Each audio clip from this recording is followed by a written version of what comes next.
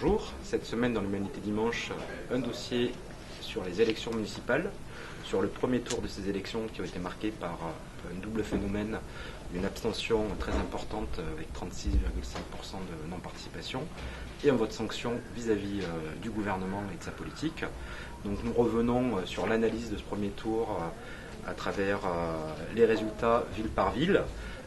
Nous nous arrêtons notamment sur l'exemple marseillais qui est révélateur de ce double mouvement d'abstention et de sanction du Parti socialiste et du gouvernement.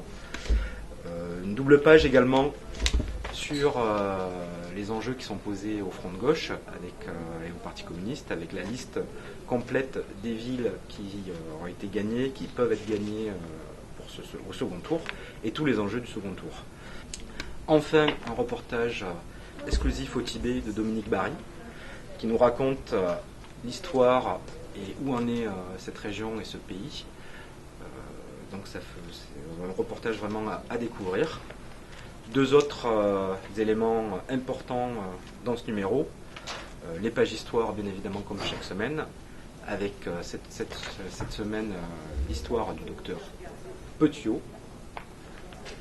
Et en culture, l'interview de Lola Lafont, écrivain, qui vient de sortir La petite communiste qui ne souriait jamais.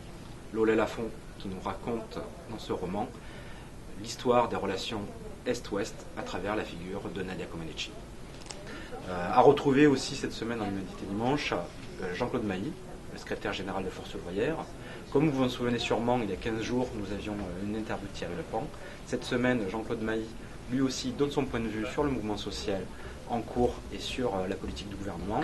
Et il dit quelque chose qu'il n'avait jamais dit jusqu'à présent, que vous retrouverez à la une du journal. Agir uniquement sur le coût du travail, c'est entrer dans une logique infernale de dumping social. Tout ça à retrouver cette semaine dans l'Humanité Dimanche.